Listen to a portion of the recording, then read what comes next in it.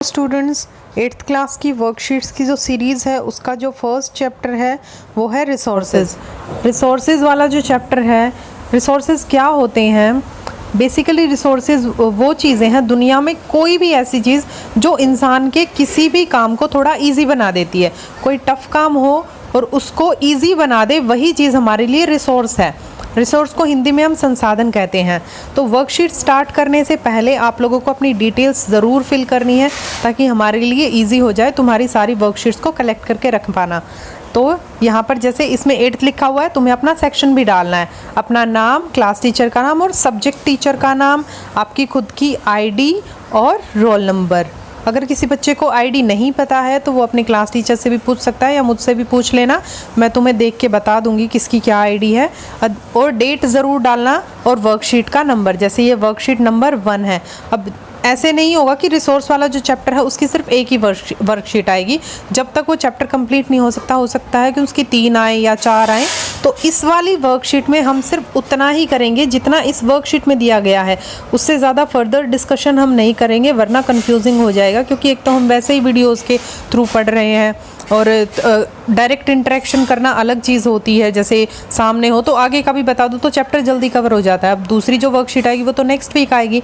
तो इस वर्कशीट के पेज पे हमें जितना टेक्स्ट दिया है सिर्फ उतना ही करेंगे हम। तो स्टार्ट करते हैं अपनी वर्कशीट। इंट्रोडक्शन ऑफ रिसोर्सेज, मतलब जो रिसोर्सेज हैं, संसाधन जो है, उनका इंट्रोडक्शन इस वाले चैप्टर में हम, इस वाली वर्कशीट में रिसोर्सेज चैप्टर का वो जो पार्ट है वो पढ़ेंगे। Activity, look around you and list all the substance of your surrounding in the following table. Okay, चलो देखते हैं एक बार। देखो बार बार हमारे सामने क्या वर्ड आ रहा है, एक सब्सटेंस जो वर्ड है वो आ रहा है। सब्सटेंस क्या होता है? किसी भी चीज़ का रूट जो होता है, मतलब जड़ बोल सकते हैं हम कि वो किस चीज़ से बनी है। जैसे उसी तरीके से घर बनाने के लिए भी बहुत सारी चीज़ें चाहिए होती है, ब्रिक चाहिए होती है, सॉइल चाहिए होती है, उसके अलावा वुड का भी यूज़ करते हैं हम, आयरन का भी यूज़ होता है। तो ये सब जो चीज़ें हो गई यही हमारी सब्सटेंस हो जाती है। तो अब देखते हैं substances used for making houses. घर बनाने के लिए हमें इसमें दे रखी है ब्रिक और सॉइल। उसके अलावा हमें क्या क्या चाहिए होता है? डोर चाहिए होते हैं, रूफ भी एक सब्सटेंस हो जाता है, उसके अलावा फ्लोर हो गया। ये सब कुछ जो है ये एक घर बनाने के लिए हमें चाहिए होता है। तो उसी तरीके से लिविंग / बेडरूम सब्सटेंसेस कौन कौन सी होती है? एक बेड होना चाहिए, वुड होना चाहिए, मतलब बेड जो है वुड से बना है। और बेडरूम में क्या होना चाहिए? हम ड्रेसिंग टेबल मान सकते हैं। उसके अलावा टेबल हो गया, तो ये वुड से ही बनता है। उसके बाद देखिए kitchenware, washroom substance and its material. Okay, spoon जो है स्टील से बनती है। उसके अलावा स्टील से क्या बनता है? स्टील से हमारा जो वाटर टैप हो गया वो भी स्टील से बनता है। शावर हो गया हमारा, वो भी स्टील से बनता है। उसके अलावा जो हमारी बकेट होती है वो भी कई बार स्टील की होती है। तो ये जो हो गए सब्सटेंस स्टील हो गया और इतनी सारी चीज़ें जो हैं वो उससे बन जाती हैं। उसके बाद देखिए food we eat grow naturally. Naturally कौन कौन सी चीज़ मिलती है? राइस के अलावा वीट मिलता है हमें। उसके अलावा सब्जियां मिलती हैं, जितनी भी हमारी वेजीज़ हैं वो हमें मिलती हैं। सब कुछ जो हम खाते हैं वो नेचुरली ग्रो होता है। उसके अलावा एग भी हम, हालांकि वो हमें मुर्गी से मिलता है एग, बट स्टिल है तो नेचुरली ना, ह्यूमन मेड तो है नहीं। Type of clothes we wear. Okay, cotton से शर्ट बनती है, कॉटन से ही पैंट भी बनती है।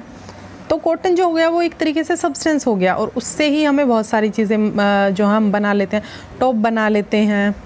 उसके बाद देखो any other substances, fossil fuel, petrol. Okay, fossil fuel से पेट्रोल भी मिलता है, उसके साथ हमें डीजल भी मिलता है।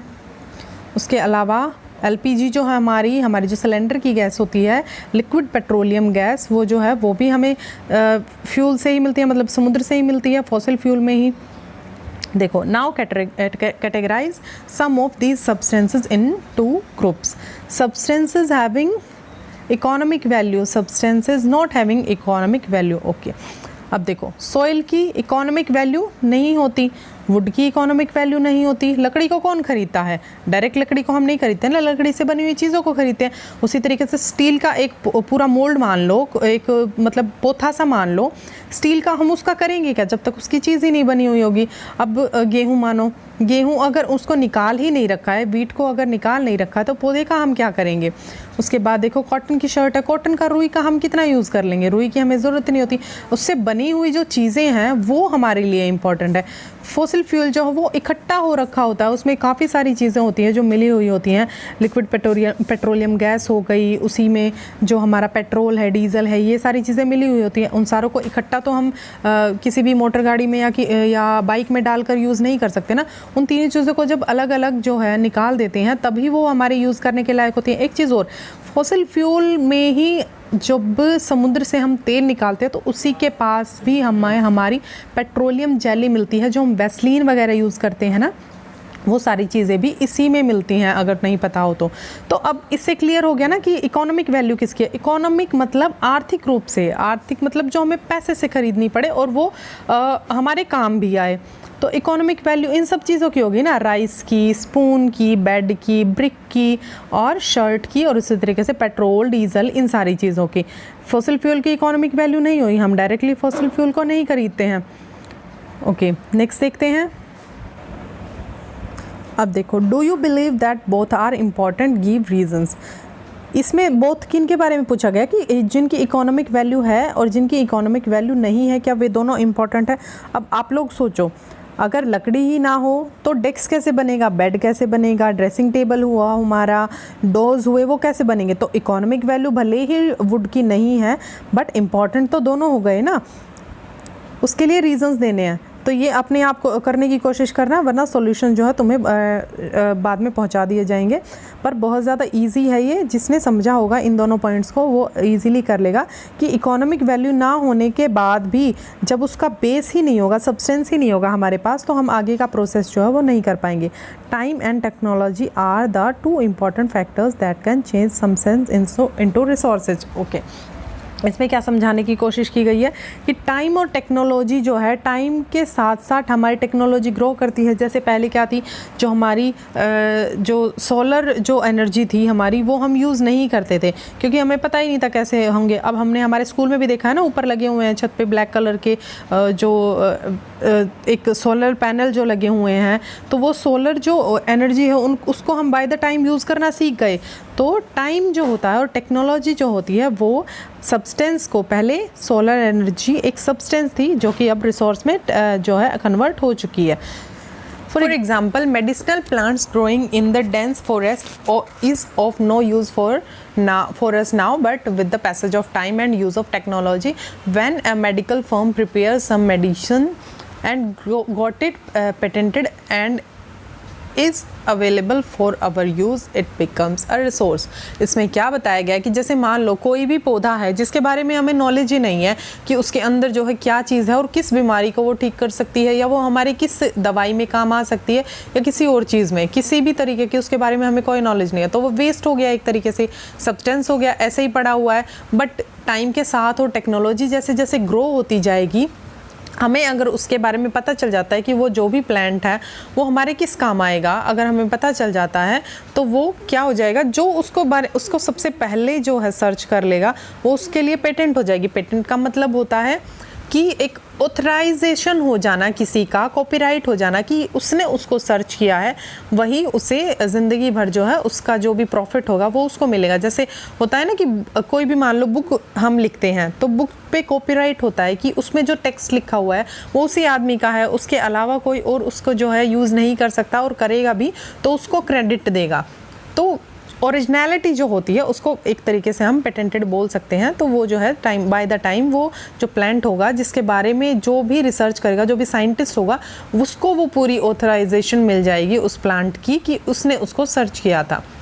अब देखो, टेक्नोलॉजी एंड पेटेंट, इसके बीच में डिफरेंस बता रखा है, या इनका जो है डेफिनेशन बता रखी है। It is the application of the latest knowledge and skill in doing और मेकिंग थिंग्स।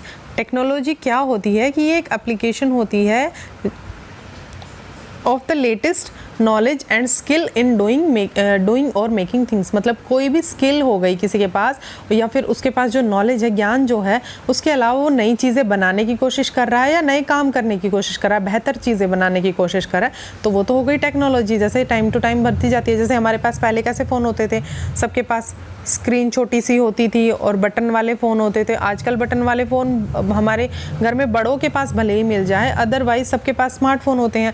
हम सब स्मार्टफोन तक पहुंच पाए तभी तो हमारी ऑनलाइन क्लासेस इतनी ईजीली जो है कहीं ना कहीं गवर्नमेंट हमारे लिए करवा पाई ना। स्मार्टफोन की वजह से स्क्रीन बड़ी होती है, उस पर हमें सारा कुछ दिखाई दे रहा है, टेक्स्ट तुम्हें ये पेज पूरा अच्छे से दिखाई दे रहा है। अगर टेक्नोलॉजी नहीं बढ़ती तो आज ये चीज़ हमारे पास नहीं हो पाती। तो बाय द टाइम जो है टेक्नोलॉजी बढ़ती जाती है। Patent, it means exclusive right over an idea और इनोवेशन, मतलब कि कोई एक आइडिया है, जैसे कोई भी प्रोग्राम हो गया, मान लो यहाँ पर प्रोग्राम मान लो कि वो टीवी पर आता है, ठीक है, उसका जो कॉपीराइट होगा वो एक चैनल के पास होगा या फिर एक आदमी ने उसका आइडिया दिया होगा कि मैंने जो है ये सोचा है। जब देखो हम में से बहुत सारे बच्चे जो है टीवी पर डांस शोज़ देखते हैं, रियलिटी शोज़ देखते हैं, तो उनका आइडिया किसी ना किसी ने तो दिया होगा ना। तो जिसने वो आइडिया दिया होगा उसका उस पर अधिकार हो गया कि उसको जो है जितना भी प्रॉफिट मिलेगा उसके बाद, तो उसके प्रॉफिट का कुछ परसेंटेज उसको दिया जाएगा और सारी ज़िंदगी उसी का नाम उस पर चलेगा जब तक वो किसी और को उसकी अथॉरिटी नहीं दे देता। तो इसको बोलते हैं पेटेंट। नेक्स्ट देखते हैं, अगला क्वेश्चन देखते हैं।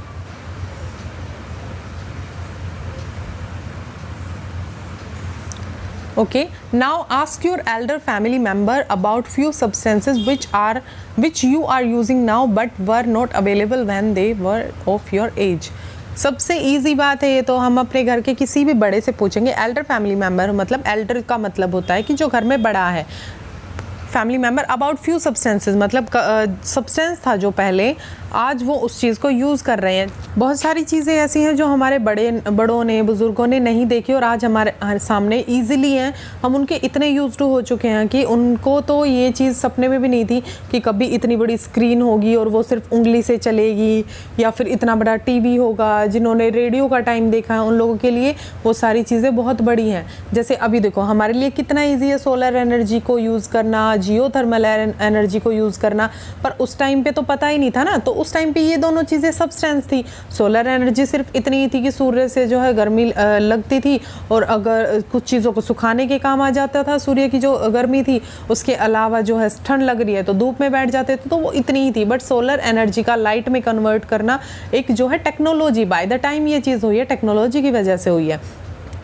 तो ये सब चीज़ें हो गई। फ़ोन हो गया हमारा, फ़ोन जो है उन्होंने बटन्स वाले देखे होंगे हमारे अपने टाइम पे, तो अब जो है हमारे टाइम पे वो देखते हैं टच स्क्रीन वाले फ़ोन, तो उनके लिए चलाना भी मुश्किल हो जाता है क्योंकि उनको अपने टाइम की आदत पड़ी हुई होती है। नेक्स्ट देखते हैं, try to think what made it possible. Obviously हमें पता है time and technology made it possible. Time और टेक्नोलॉजी के साथ ही तो ये चीज़ें हुई है ना। पहले कैसे फ़ोन थे, अब कैसे आ गए। पहले कैसे टीवी थे, पहले पंखा था सिर्फ, अब एसी आ चुके हैं। पहले छोटे फ्रिज थे, अब जो है डबल डोर फ्रिज भी हमें मिल जाते हैं। तो बाय द टाइम ये चीज़ें जो है डेवलप करती गई हैं। Based on your observation of the above activities answer the following questions. Okay, जिसने वर्कशीट को ध्यान से सुना होगा उसके लिए ये क्वेश्चंस बिल्कुल भी ईजी मुश्किल नहीं है, बहुत ईजी हैं। तो पहले वर्कशीट को ध्यान से समझो, उन्हें पढ़ो और वीडियो में समझो, उसके बाद जो है क्वेश्चन आंसर्स तक आओगे आप लोग तो बहुत इजीली समझ आ जाएगा आपको। जैसे देखिए, according to you what are the main features of a substance becoming a resource. क्या होता है सबसे ज़्यादा इम्पॉर्टेंट कि जो एक सब्सटेंस है वो धीरे धीरे बाय द टाइम और by the development of technology वो एक रिसोर्स में कन्वर्ट हो जाता है। वैल्यू होनी चाहिए उसकी, कोई यूटिलिटी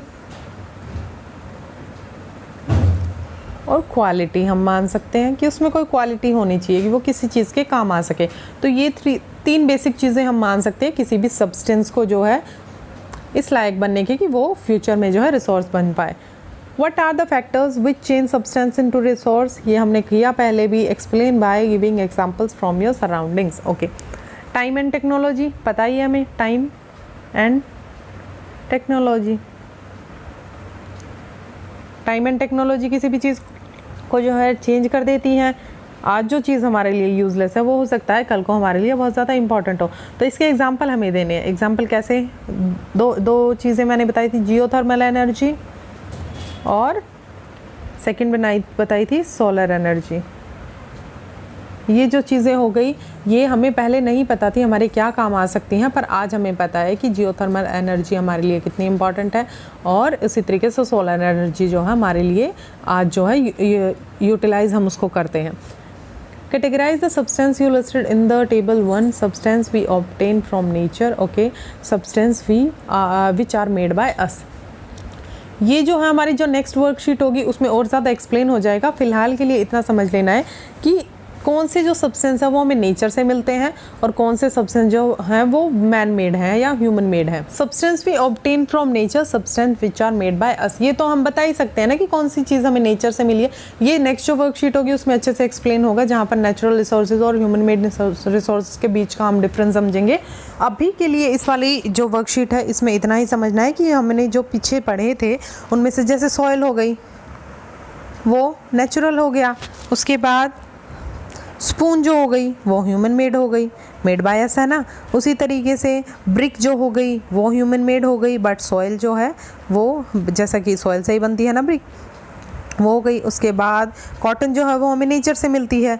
उसी तरीके से जब कॉटन से हम पैंट बनाते हैं या शर्ट बनाते हैं तो वो क्या होती है, वो ह्यूमन मेड हो जाती है। उसी तरीके से व्हीट जो है हमें वो नेचर से मिलता है, बट उसकी जो रोटी बनाते हैं हम वो ह्यूमन मेड हो गई, या ब्रेड बनाते हैं वो ह्यूमन मेड हो गया। तो वो हम इजीली समझ सकते हैं कि हमें पता चल जाए कि कौन सी चीज़ जो है वो हमें नेचर से मिली है और कौन सी चीज़ जो है हमने उनको किसी तरीके से जो है उसमें चेंजेस लाके उनको डेवलप करके अपने यूज़ के लायक बना लिया। जैसे वुड हमें नेचर से मिलता है, ईजी है ना, वुड हमें नेचर से मिलता है, पर बेंच जो है वो हम खुद बनाते हैं।